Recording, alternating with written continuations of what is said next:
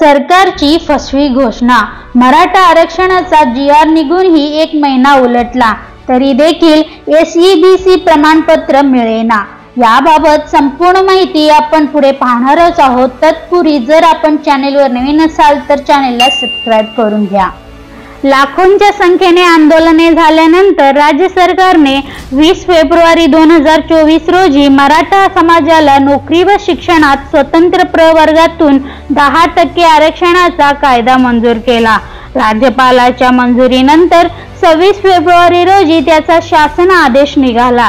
सामान्य प्रशासन विभागाने 11 मार्च रोजी परिपत्रक काढून राज्य प्रमाणपत्र देण्याचे निर्देशही दिले। त्यानंतर 4च दिवसात परिपत्रकातील परिशिष्ट अ रद्द करण्याबाबतचे शुद्धीपत्रक काढण्यात आले। त्यामुळे मराठा युवकांना SEBC चे प्रमाणपत्र मिळण्याची प्रक्रियाच थंडावली आहे। सरकारने पोलिसांच्या 17,000 जागांसाठी भरती प्रक्रिया सुरू केली आहे।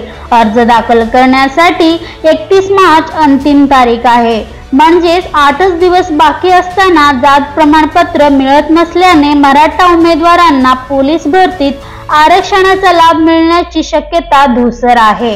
वेबसाईटवर कॅटेगरी निवडताना जातीच्या रकान्यात मराठा ऑप्शनच येत नसल्याचे सुविधा केंद्र चालक सांगत आहेत। या संदर्भात शासनाचे आणि नेत्यांचे काय मत आहे हे आपण पुढे जाणून घेऊया। तर बघा, माहिती घेऊन अडचण सोडवण्यात येईल।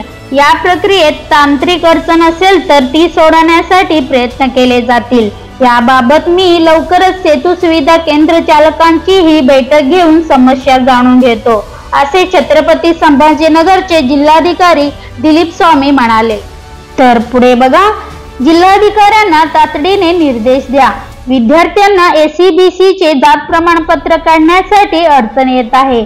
त्यामुळे सरकारने सर्व जिल्हाधिकाऱ्यांची बैठक घेऊन प्रमाणपत्र तातडीने वितरित करण्याचे आदेश द्यावेत। आमची मागणी मान्य करत महावितरणाच्या भरतीमध्ये मुदतवाढ दिली, त्याचप्रमाणेच पोलीस भरतीतही मुदतवाढ द्यावी, असे मराठाचे आरक्षण याचिकाकर्ते विनोद पाटील म्हणाले।